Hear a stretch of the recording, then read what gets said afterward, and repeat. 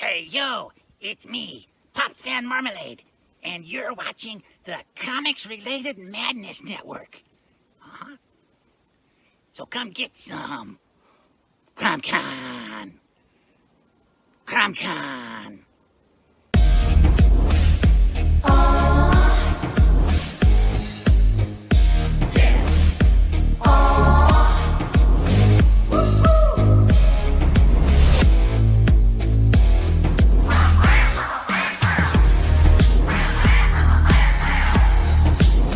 Your favorite podcast is Critical Blast.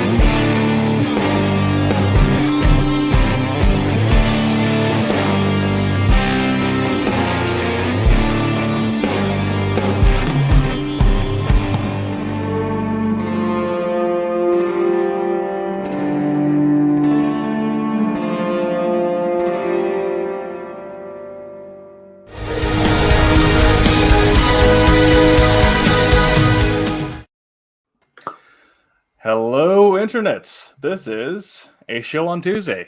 I'm your host, Tim TK, and I'm joined, as always, by Mr. Jose Fuentes. Hello. And a special guest, Madeleine Holly-Rosing. Hi. Yes. Sorry for the half gloves. It's getting chilly in here. That's all right. I was told that spring was supposed to happen at some point, but it's still snowing and 40 degrees up here in Oregon, so... Oh, yeah, and it's raining here in Southern California. Yeah, that's great. Where it never rains. I completely feel for you guys. It's like 70 outside. Mr. Florida, yeah. Yes. Well, I actually don't feel today. too bad. We need the rain. I know Mhm. it's causing problems for people, but we need the rain. So Right. Yeah. I'm not complaining. I lived in San Diego for a little bit, and that was always the consensus whenever we got those hailstorms was, well, it's suffering, but I mean, it helps with the drought, I guess. Yeah, it's close enough. It's Yeah. close enough. Yeah. It melts. Exactly, You know, helps maybe get into the water table, things like that. A little bit, yeah. Anyway, so for those of you who, or for those of our audience who might be unfamiliar, can you introduce yourself, what you might be known for, kind of what you've had to come out recently? Sure. I am the writer-creator of the Steampunk Supernatural prose, audio drama, and graphic novel series, Boston Metaphysical Society. And for those of you who aren't familiar with it, it's about an ex-Pinkerton detective, a spirit photographer, and a genius scientist who battles supernatural forces in late 1800s Boston. We started with a 6-issue miniseries that went to trade with art by Emily Hugh. I call that Volume 1 now. And then we did 4 standalone sequels with art by Gwen Tavares. And those are all compiled into what we call Volume 2. And now currently on Kickstarter, we have our next 4-issue miniseries called Mystery at Pikes Peak. Okay, very cool. So you said this is a steampunk world set in the late 1800s Boston. And how deep into the steampunk aesthetic do you go? Are we talking skyships or Tesla coils? Perhaps speaking as someone who's read some of the series, how much technology do we end up introducing, or weird technology end up introducing into this version of Boston? Well, it's more steampunk-ish than what I would call hardcore steampunk. The gadgets that we have are organic to the world, but the story is never about the gadgets. Okay. It's always about the people and it's about their relationships. And so, yeah, you will see airships in the background because it is part of their world. They do, Granville Woods, our genius scientist, does put together some cool weapons at some point. So you do have some fun steampunk elements in there. I do try to put real science in whenever I can, just because for those who know, it's kind of fun to go through and go like, wait, that's right, that's real. Yes. And but sometimes the story has to take precedence. So, it is fictional. It is an alternate history with steampunk elements in it, in a very different, well, seemingly similar but very different, what I call great states of America. It is definitely an alternate history. Definitely. And perhaps running parallel to that, you do have these supernatural or paranormal elements. One of the main characters being a young medium. So what was kind of inspiration for melding those two elements together, and perhaps not just going straight into the Mr. Neural Jonathan Strange paranormal alternate history and not going strictly into steampunk, but combining paranormal and steampunk in your history here? Well, it's probably because I'm a huge history and science fiction fan. There you go. And I do love paranormal elements. So putting that all together was, for me, it was just fun. And I could say that one of the kernels of inspiration came from X-Files.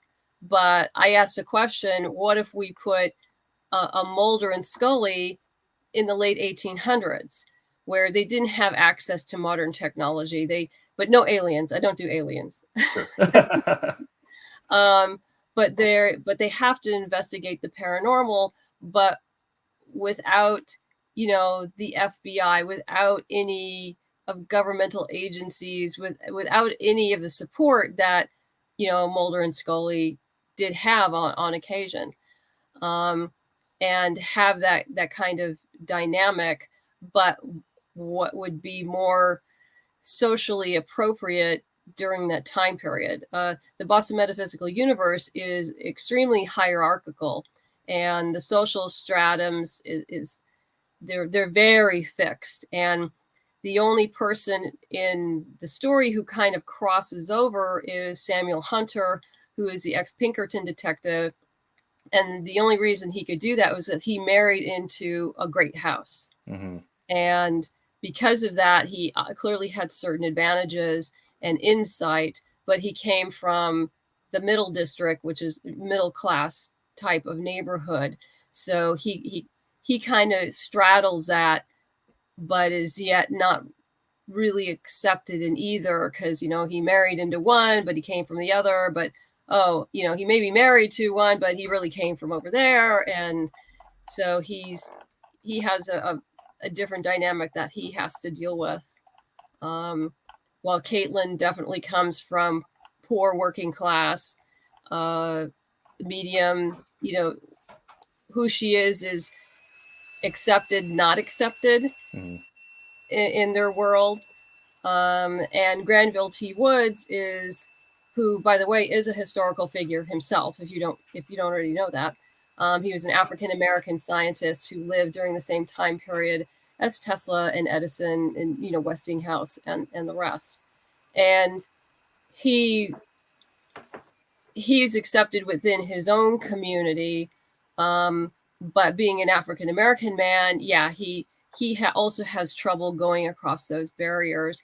And what Samuel has done, literally because of his privilege, he created a space where outliers like Caitlin and Granville could thrive. And the three of them together, he recognizes that they all have their strengths, but a lot of times he's the one who makes the final decision. Think of them as Kirk, Spock, and McCoy. Absolutely. Yeah. Yeah. And then later on, in the second standalone sequel, Spirit of Rebellion, I introduce a new character by the name of Alma Bryant, who eventually becomes part of the team as well. Very cool. Yeah, even in the first issue, you immediately get into noticing these elements of social structure, which are baked into the world at the time. And your dialogue presents it very naturally, but you immediately notice, because Caitlin's a woman, she has these inherent hurdles to get over, and because Granville is African American, he also has these hurdles. And there's a moment of subversion where Caitlin talks to Granville, and they have this brief, sweet interaction that also does a lot. That moment, yeah. That does a lot for world building. So between historical socioeconomics, the supernatural, and technology, I imagine that there must have been a lot of world building that went into all of this. Can you describe some of that process for us? Well, it's been ongoing over the years. And one of the things I did when we were in production for the original 6-issue miniseries is that while Emily was doing pages, I was writing short stories. And I was using that to build the universe, to build canon, and to help me essentially in developing everything. And so I would do short stories about, say, the characters in their younger years, or supporting characters in different times of their lives. A fan favorite is a novella called Steampunk Rat, which is in the anthology Prelude. And that's about, it's basically a YA rite of passage about Jonathan Weldsmore, who was Samuel's father-in-law, who became Samuel's father-in-law during an important period of his life, where he had found an injured rat, and because of his engineering skills, was able to construct mechanical arms and legs, and he trained the rat. And but his grandmother, who was head of the house, which was somewhat unusual for the time, the great House Weldsmore, did not approve of this at all, and didn't really approve of him. But I don't want to give away spoilers because it's Sure. Yeah. But Beatrice Weldsmore actually comes back. I really liked her as a character, and I have on the back burner that I've been trying to get back to a trilogy of novels that are set 35 years prior to the original graphic novel, which she's one of the main characters in. And it takes place during the House Wars, which is my equivalent of the American Civil War. Okay. That's cool. So, I mean, what's nice about everything I do is a standalone, but if you read everything, it just enriches the world for you, because you'll if you've read the prequel novel and then you read Spirit of Rebellion, you'll meet a character there and you'll go like, oh, I remember him. That's where he ended up after all of that happened before. So now I know where he went and things like that. So it's fun. That's pretty cool. I imagine that also makes it a having that separate but connected approach makes it a little easier also on your brain space when you're trying to memorize dates or technology and what the parallel would be in your universe. So going from this story is related to this timeline. Okay, so I can forget about the same that happens 5 years later.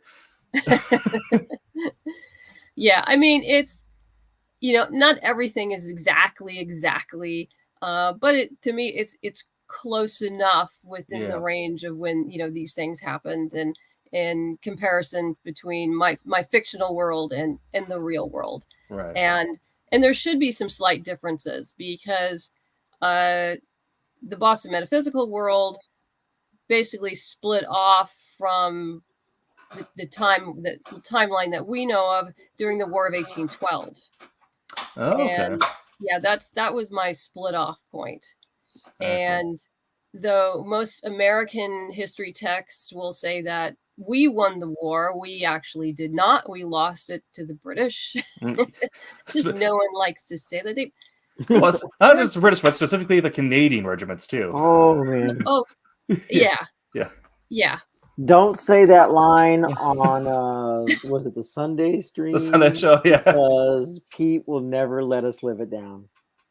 Peter Clinton is one of the artists for Silverline, and he's a fellow classmate from the Cuber School with me, and he's British.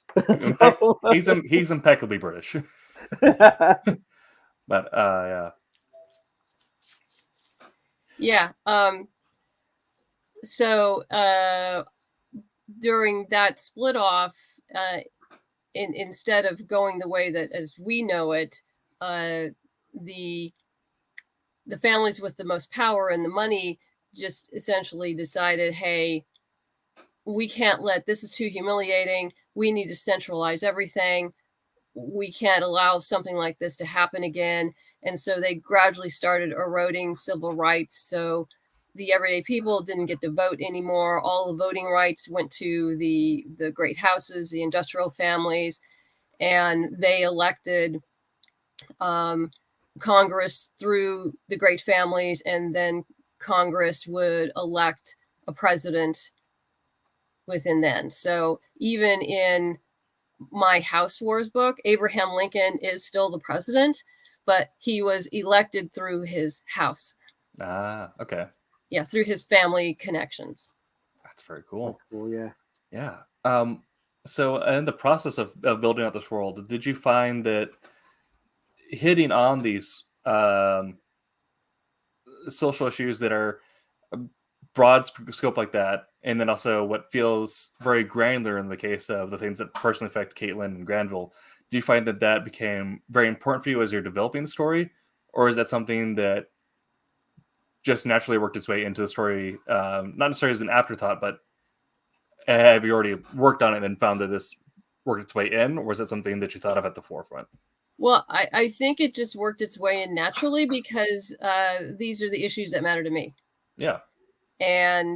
But I also don't like to lecture about them, and, because that's boring and that's just bad storytelling. But if the characters are having to deal with these things and how they react, and respond, and, sometimes they're successful and sometimes they're not. Yeah. I mean, Caitlin is a young woman who is constantly pushing the envelope, but sometimes the envelope pushes back, and there are consequences for her actions. And that goes for all of the characters.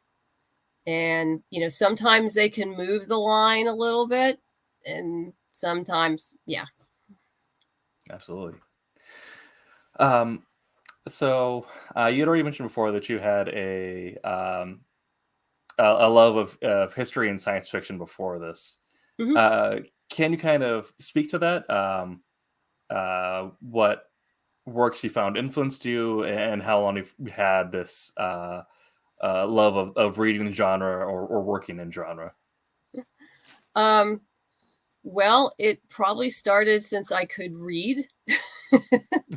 I think one of the first books my mother read to me was A Wrinkle in Time by Madeleine Holly-Rosing.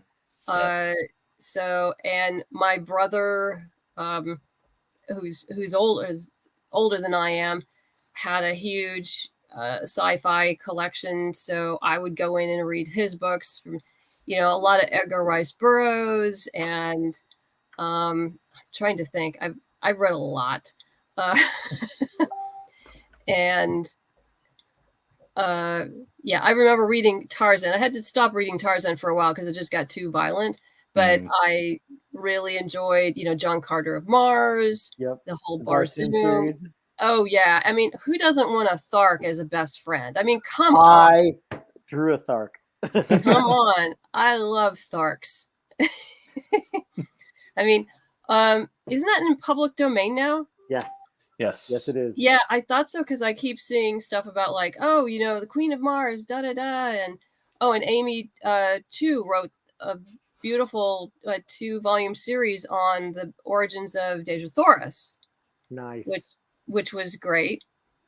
But I keep thinking, it's like, it's in public domain. I wonder if I should write a Thark story. Yes, absolutely. The answer is yes. Yes. Good. And I've started pitching around a Winnie the Pooh meets Interview with a Vampire story since that entered public domain. Oh yeah, and then there's a Kickstarter on now about Winnie the Pooh Demon Hunter. Yes, which I thought was hysterical. It's hysterical. I even wrote the guy, said this is hysterical. I love this. Good. Because it's just, I mean, why not? Yeah, absolutely. That's this really kind of into our tangent space that we're known for. Yes, these are tangents, but they're fun tangents. They're different tangents, but yeah, that's also one of the reasons why I love comics as a medium, is that even though it is entirely an art form, it should be respected. You can be much more wacky than I feel like traditional publishing will let you get away with. And you can include much more weird stuff than film will let you get away with because you don't have a special effects budget. And it's a smaller budget, so there's less on the line. Mm-hmm. Yeah. Absolutely. If you're trying to do a show, either whether it be animated, TV, or even a movie, that's a lot of money. Yeah. And if you can just, keep it lean and mean with like a writer and an artist, and if your artist can do the coloring as well, and it's a lot cheaper to do the weird stuff as a comic than I think probably any visual medium I should qualify. Absolutely. And I find the audience is also generally pretty accepting that, having spent the last 80 years reading about men in tights. So you're all for that weird stuff. So speaking of lean and mean teams and funding that, you are kind of notorious for having a rather sizable amount of successful, or numerical amount of successful Kickstarters. So how many Kickstarters have you run to date? This one will be number 12, though it'll say 11 in the box, and that's because when I did the audio drama, I did it under my corporate name. Okay. Which is actually Queen of Mercia LLC. So yes, I've watched the Vikings, and also the Last Kingdom. And for those of you out there who know Uhtred, son of Uhtred, yeah. Yes. Yes. Vikings has been a hate and love relationship for me. Part of my background was doing historical papers in late Rome to early Dark Ages. So covering the Age of the Viking Age, part of that. And like, it show's so cool. There's so many things that get wrong, but I love it. No, they do. But what is fun is like when the first series of Vikings was on with Ragnar, it makes you curious, like, okay, Absolutely. who was when what? And then you go and you do a little research and you see how they compressed and they moved people around and you know how Rollo actually was in France and Paris. And you're like, okay, well, that part was right, but the timing was all wrong. And Yes, Ragnar actually lived during a slightly different, you know, 20 or 30 years earlier or later, something like that. But, you know, I can understand why they would do that to make the show work and make it dramatic. So absolutely. I mean, trying to take the sagas one-to-one with TV would be difficult. So the compressions definitely help to go quite a bit better. Speaking of which, I believe you also said that you had started the Developing Boston Metaphysical Society as a script for TV while you're in film school. Yes, that's true. It was originally a TV pilot. Okay. I actually wrote the TV pilot and one other episode. I had a class where specifically the instructor said, you need to write the 5th episode of your TV series. And the reason for that was if you could actually write a 5th episode, your show had legs. And so the 5th episode was The Ghost Ship. And so I adapted that script into the audio drama.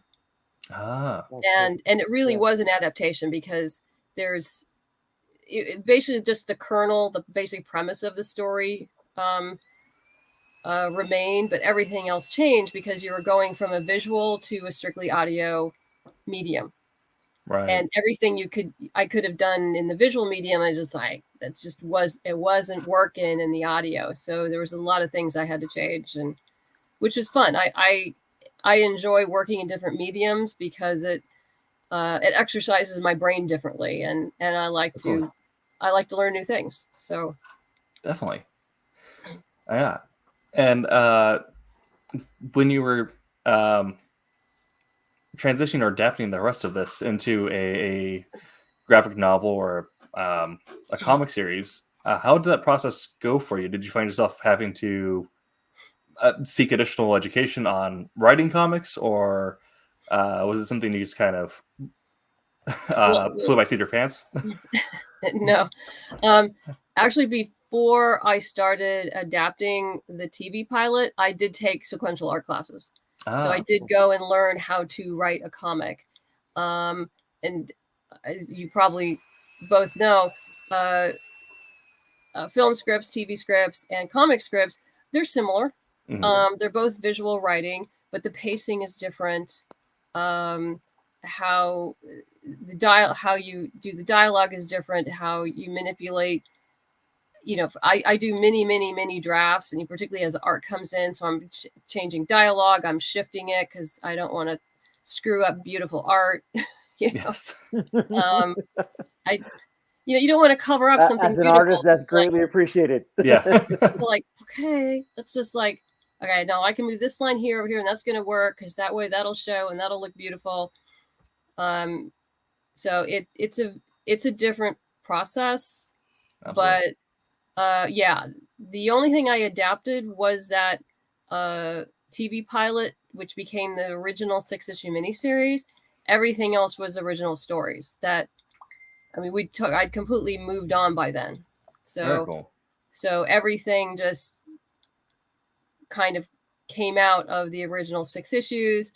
And I know Tesla in the original 6 issues didn't really have a good ending for me. So I had already planned what the first standalone sequel would be. And that would be to finish off the Tesla arc for that story, which is The Scourge of the Mechanical Men.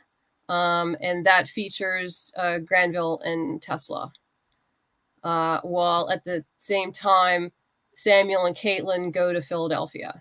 So this Scourge of the Mechanical Men and Spirit of Rebellion actually, time-wise, happened at the exact same time, but they're in 2 different places.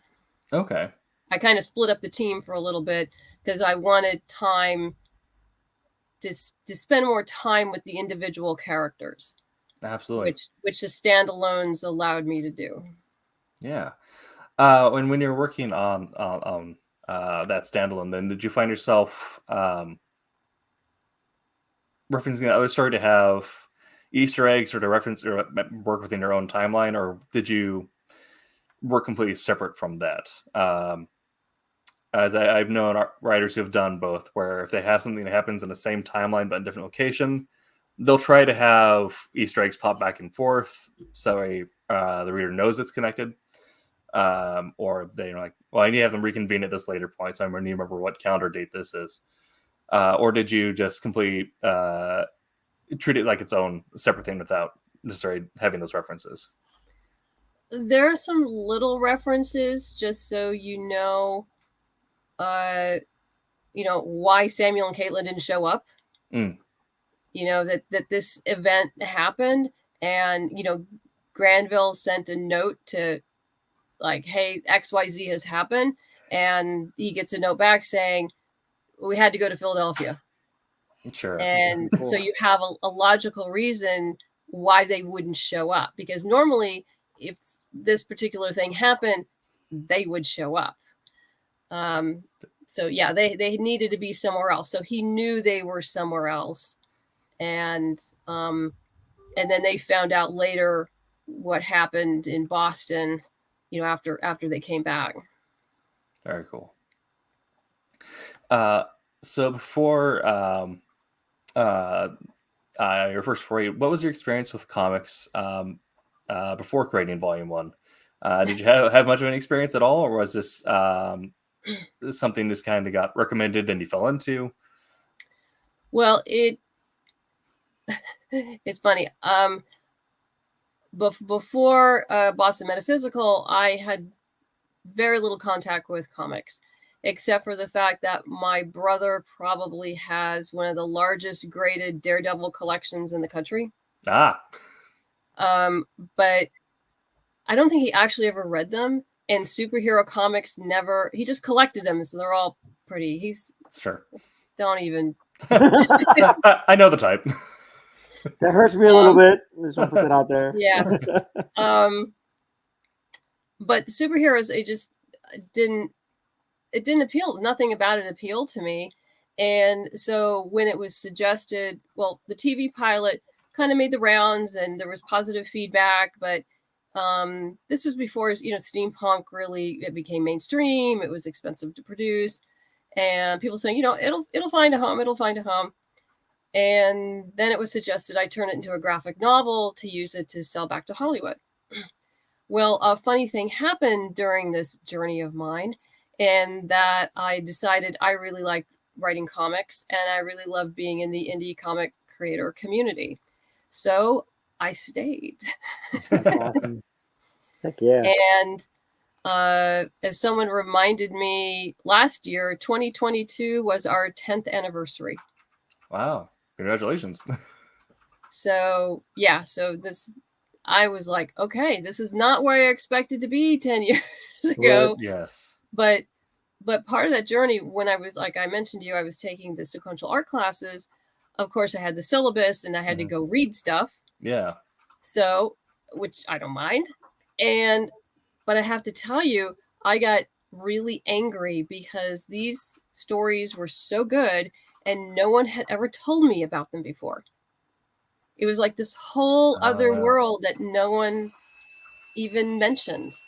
You're talking about comic stories in particular? Well, I mean, in the beginning, it was like Why the Last Man, Astro City. I think there's a few others, then my husband has never been into graphic novels, but every once in a while I'll run across one. I'll go like, no, you're going to like this one.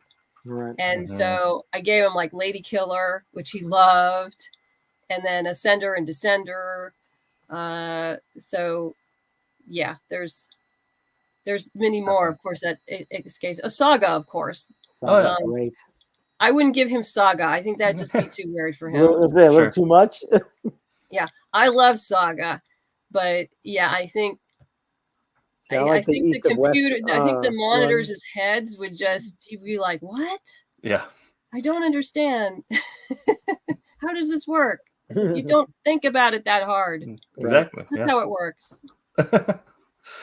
There's definitely a wide gap between what is well, thanks to the MCU, become the mainstream of comics, the superhero, and I mean, it's all art, but the more art house style comics that you find in independent stuff, and that's where you find a lot more of the emotionally rich or character deep stories that I found, and it's unfortunately, marketing money just isn't there. Yeah. Yeah. No, that happens, and marketing is extremely hard. I have an added advantage in that in a previous life I was a marketing director. There you go. Which is helpful, but I mean, even that was a long time ago, and marketing has rapidly changed with social media. Yes. I mean, there's 10 years ago, I mean, that's like back in the dark ages when it comes to social media. So you constantly have to stay on top of all the changes and then make a decision like, okay, pick 2 social media, get good at those, and don't worry about the rest because you just don't have time. Mm-hmm. Definitely. What have you perhaps some advice for your creators who are also entering the space? Learning how to market yourself, especially if you're working independent, is probably going to be the second most important skill, right up there with your craft. What is some of your immediate concrete advice for those new creators? Start doing cons, now that they're open again. You don't have to get a whole table. Share a table. That's how I started. A friend of mine, for the first 2 years, we shared a table because we didn't have that much stuff to sell yet, and it saves you a bunch of money.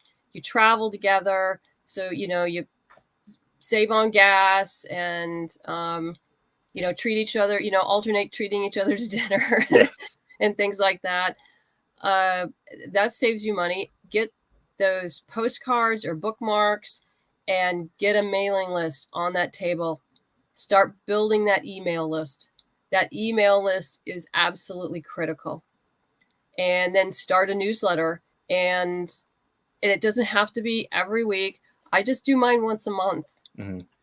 And I give obviously the updates of what's going on with Boston Metaphysical, anything else I may be doing that I think they might be interested in. Like I wrote a story for Lady Mechanica, and so people are because that's a nice crossover demographic. So my people are going like, yeah, they're very interested in hearing what's going on with that. I do reviews for fan-based press, so I add those. And any kind of fun articles and where I'm going to be. And so on a Thursday afternoon when you're at work and you're tired of working, you can pull up the newsletter, spend 5 minutes just chilling, reading it, and move on with your life. Mm-hmm. And then people know what's going on, but their inbox isn't inundated. Yeah. So, I mean, that's how I do it. Other people do it differently. Absolutely. I don't have time to do a newsletter more than once a month. So it's like, here it is. Mm-hmm. And actually it's going out tomorrow morning. I just finished it. Oh, there you go. Cool. Well, now that you've been in the space for a little bit, do you find yourself over 10 years, do you find yourself reading more comics now? Or have you, as the trouble with some writers, not found the time to read other comics? Well, that's one of the reasons why I do reviews for Fanbase is I do at least 2 reviews a month. So either it's something that they've sent out that needs to be reviewed, like I'm doing the series Hexware right now. Yeah. And then if there's something I'm not particularly interested, because I don't do like Ninja Turtles and yeah. I mean, I'll leave that to the Ninja Turtle people. Yeah. They love that, and that's wonderful. Or I dive into my Kickstarter pile and give one of the indies a review that otherwise probably wouldn't. That's very cool. Yeah. And that's a lot of fun. Finding ones that kind of get lost because they don't have any marketing money and things like that. Absolutely, yeah. Yeah. Okay. Okay, kind of going down the list here. So one of the things that makes comics different from traditional prose. Evan Sarah, you're welcome anytime. Thanks for coming in, Vic. Say here. One thing that's comics different from working in traditional prose and TV is the scale of team. Whereas in prose is maybe just you and an editor. Film and TV, you have a full crew. Comics, you get this happy medium of writer, illustrator, letterer, potentially a project editor, or maybe not, depending on the project. So what was your experience like finding a team and working with them for the first time? Finding Emily for the first miniseries, that took a while. About a year. I went through a couple other artists that fell by the wayside or just decided it wasn't quite right. And fortunately for me, one of my classmates in one of my sequential art classes said, like, hey, there's this woman I know online. I think she would be a good for Boston Metaphysical. So she introduced us. I hired Emmy to do 2 audition pages. She knocked it out of the park. And then I signed her for the 6-issue miniseries. And bless her heart, about 5.5 years later, we were done. Yeah. And then she ran off to go be a storyboard artist for Warner Brothers and Nickelodeon and Marvel and Sure, all the big houses. and other places, which was great. I think she was like semi-famous, or probably still is, in the anime manga world. And my comic was her first crossover. And I don't think she's done anything else. I'm not sure she's interested in doing anything else because she's busy with her other life. And then with Gwen, at that point, I'd been in the community for 5 years or so. So I put the word out that I was looking for a female illustrator, artist. And a friend of mine at a small steampunk convention came to me and says, hey, I think I know someone who I think she'd be good. And so he gave me Gwen's name, and I said, yeah, I want to see her portfolio. And then Gwen contacted me, and I had her hired her to do some character stuff, and she nailed it. And we were off to the races. And she eventually did the 4 standalone sequels. And Elizabeth, this is no knock on Elizabeth, but yeah, I go through tons of portfolios, and there's people out there who are amazing, but they just don't quite capture what I'm looking for Sure. the Boston Metaphysical universe. And so I did go through a couple people. It didn't work out. Others said, like, hey, I'll be available in 2024. I'm like, no. Right. No, that's not, I wish you the best, but no. And others who came to me, and I looked at their work, and they just weren't, they were good, but they just weren't what I was looking for. And if you ask me, well, what do you look for? I'm not even sure I could enunciate that for you, because it's like something I have to see. It's almost a gut instinct. Just got to vibe with you. Well, Yeah. It's just a vibe of like, is this Boston Metaphysical? Right. And then I ran across Elizabeth, and she was always on my list, and I was always going back to her because I'd go like, what about them? And then I'd go, what about Elizabeth? I'd go like back to her, and then somebody here, and I'd be back to Elizabeth. And then I finally contacted her, and she said yes, she'd be interested, and we talked, and here we are. So she's, working on issue 2 right now. Very cool. I got pages today. I'm so excited. That's awesome. Yeah. So it's like Christmas. Every time you get pages in, it's like Christmas. Like, oh, 3 more pages. Yes. Right. Yeah. Yeah. And it never. Well, you do kind of develop a sense of normalcy with it, but you never truly get used to seeing someone actually make your words into tangible art. Yes. Yeah. Yes, that's true. So how was that that first experience for you, learning how to communicate with an artist, and then also getting those pages back and seeing like, oh crap, someone's actually doing something with my words. And was there a moment where you had to learn the art of giving notes to a comic artist in the same way, you know, you might give notes in a script class or something like that? Well, I mean, I was accustomed to giving notes to other writers and working with Emily as well. But it's really when you bring on a new artist, because with Gwen, after a time, we'd worked together for 4 years. You know, we had a shorthand by that time, Right. and it would actually be kind of funny because she would draw what would be a ghost, and then write a note and say like, okay, don't forget the glowy stuff. Mm-hmm. Nice. And she would know what the glowy stuff was, and you know, without having me to explain. So yeah, the glowy stuff. She goes, oh yeah, I forgot the glowy stuff. So we developed a shorthand, but that takes time to develop. And with Elizabeth, you know, with her and with Katie, who's doing the coloring, because Gwen did her own coloring but now I have a separate colorist.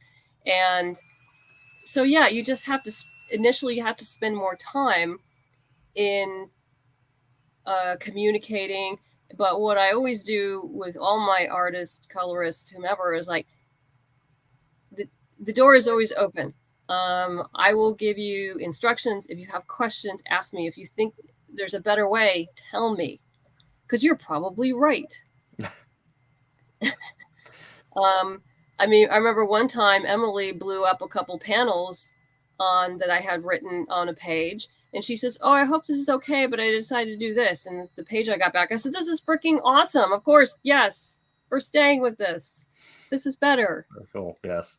But I try to give my artists and colorists guidelines so they're just not floundering and wondering what they should do. But I also don't want to micromanage them, because I'm hiring them for a reason. They're the artists, they're the colorists. Yeah. And I know Katie and I, there's a page in issue 1 where Caitlin has a vision, and that would be the standard for her visions for the entire series. So we went through about 5 different iterations of that until we both settled. I said, okay, let's, you know, back and forth and whatever until, you know, come to agreement. Okay, this is what's going to work the best. But we've, you know, we had to go through those 5 iterations in order to come to that conclusion. So she understood what I was trying to say to her and why some iterations weren't going to work. And, you know, and this one was with little elements from over here. But now that work is done. So that's the standard for that particular scene that'll reflect through the entire series. So the reader will know, oh, we're in a vision. We're back in the vision. There's no question. We know where we are now. Absolutely. The stage has been set. Yes.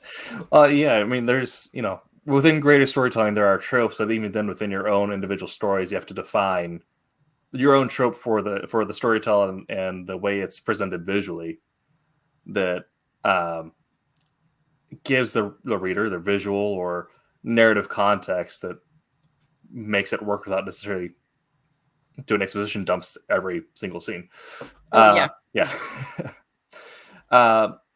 So transitioning from artist to artist, obviously you have to find ways to make those tropes carry through, but the rest of the work is going to morph because it's another artist working on it, so they're going to be their own take on it.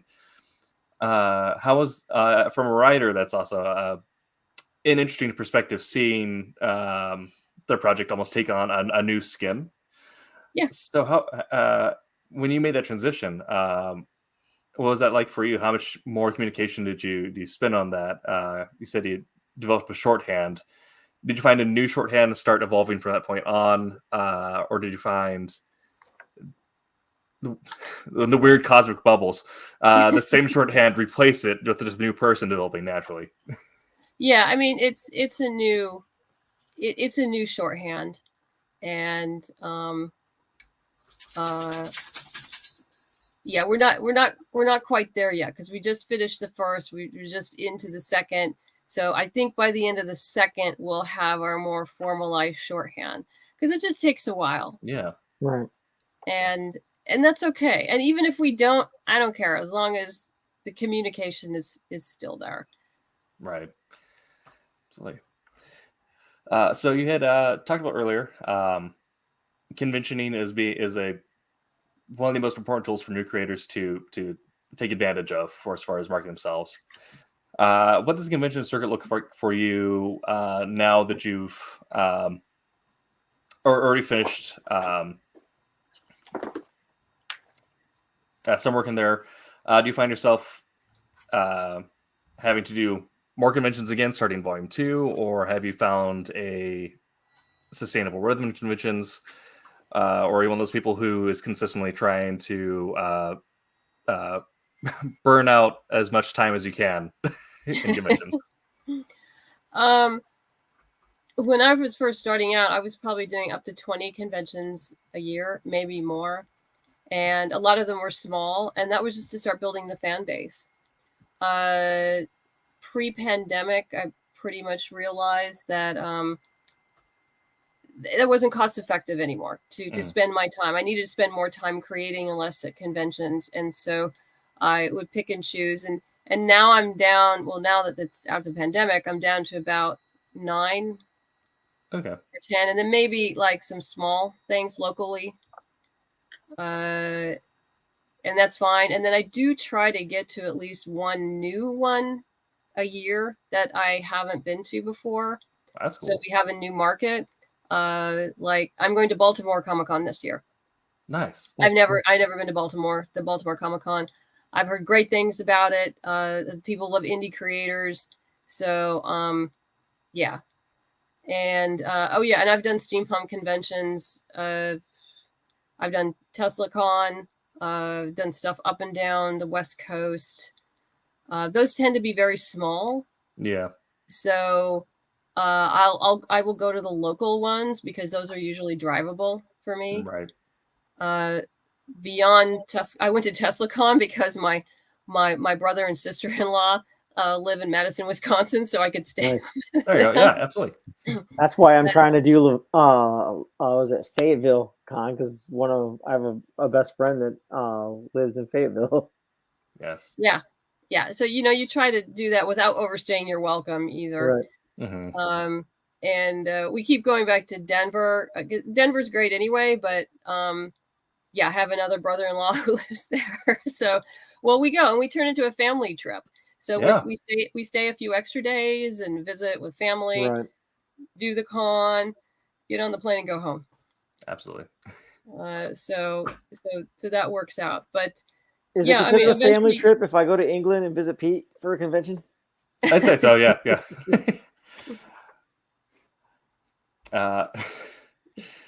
So this is going to get a little more into the craft side of things. We've already been kind of going in and out throughout the our talk today, but diving in more specifically. Personally, I'm a believer that we're always learning, or we should always be trying to learn or develop new skills, educate ourselves. So in regards to your craft, it can be any element of your craft. What is a recent epiphany, skill, or process that you have developed or refined or learned something new? Well, during the pandemic, just to keep active and creative, I started doing flash fiction. Okay, yeah. And I still do it. Like sometimes, like even before, like 2 or 3 days before I launched my Kickstarter, I had an idea for a story, and I said, I'm not going to be able to write for like a month because I'm doing this. So I just sat down and wrote like this 600-word story. And I have a Facebook group that they critique, and, went through their critique and sent it off to a magazine. We'll see. There you go. Yeah. But yeah, I mean, I think flash fiction is a really good exercise for a writer, particularly if you're trying to sneak some, in the little small spaces, just to keep your brain going, and so that you're actually writing. Right. Absolutely. It's a great exercise for that, but also I got my start in flash fiction before I even touched a comic script, and I 100% believe that my ability to truncate dialogue into just what is necessary and what makes good pacing comes from having worked in flash fiction. Its ability for yeah, I'm sure it helps, and I mean, I've told a little group it's a more literary group, so sometimes me coming in with like, I have weird stuff, supernatural things, and they'll go like, okay. Yep. Yes. But they really enjoy it because I give critique well, and they just like, oh, okay, we like your stories, they're different. Yes.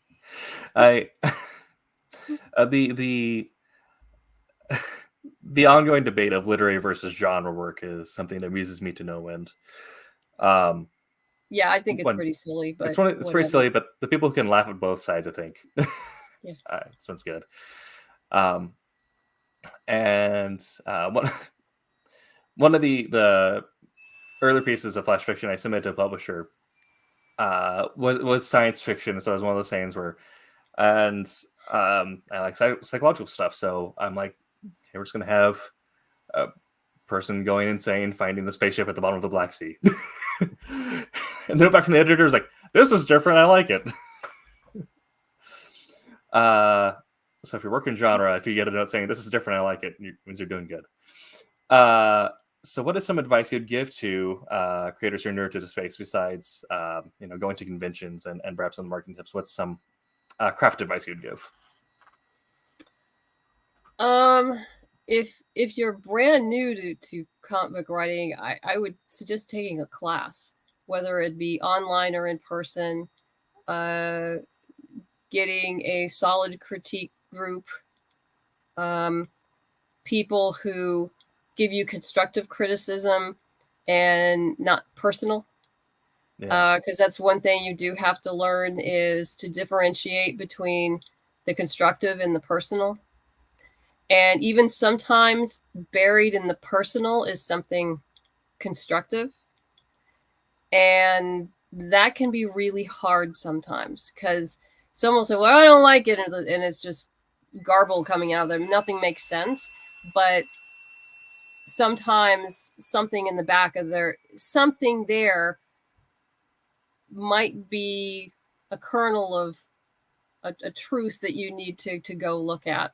And it's a very difficult skill set to possess. Having come from film school, I basically, got used to having my ass handed to me on a regular basis. Yeah. Because that's just the nature of it. Though most of the time very nicely, but still. Yes. But you do learn to differentiate between the two. And I almost wish that all writers went to film school so they could learn how to do this, learn how to not only give notes, but take notes. Absolutely.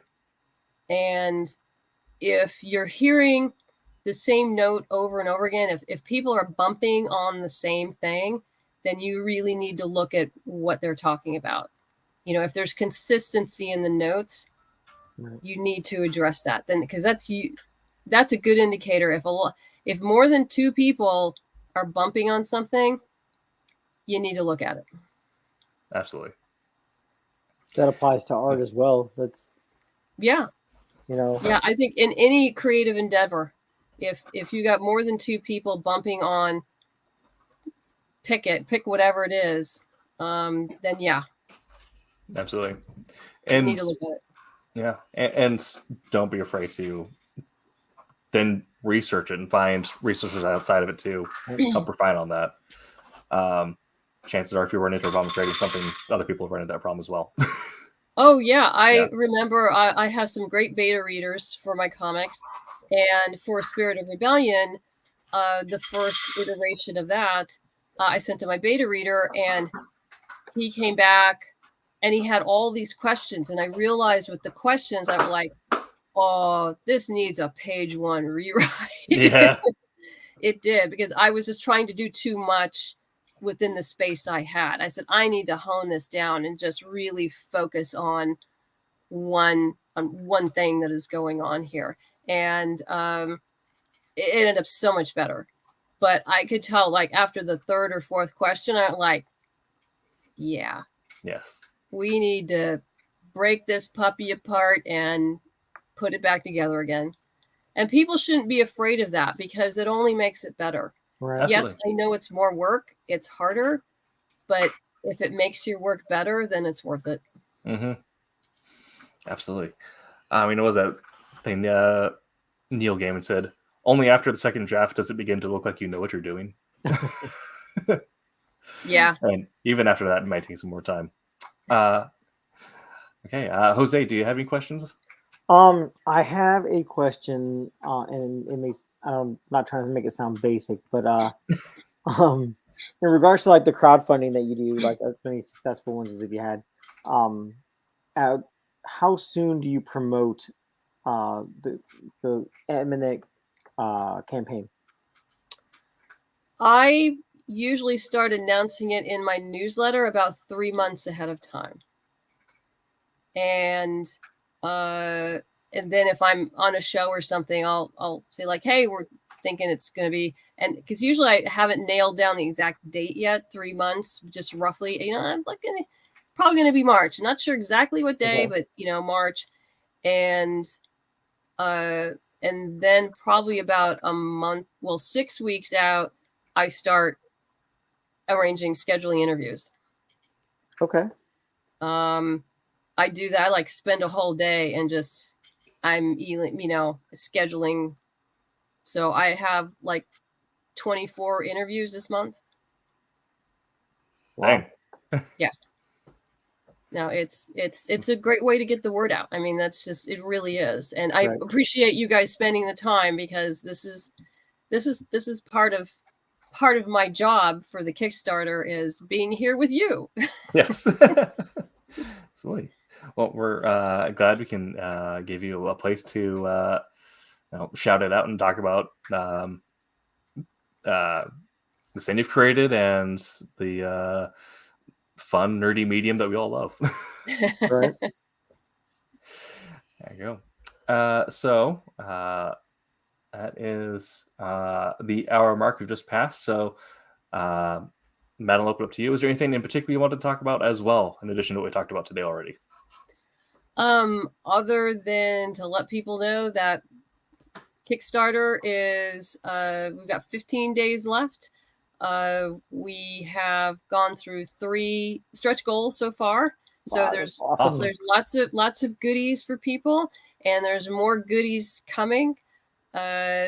So, if you love supernatural, detective, alternate history with a little steampunk, then Boston Metaphysical is definitely for you. We actually have a very cool bookmark that's coming up. When we get to 21,000, it's a stainless steel bookmark that will be etched with the image of Tesla's experimental station in Colorado Springs. That's cool. awesome. Heck yeah. Yeah. And then the next goal after that is to upgrade it to a copper finish. Nice.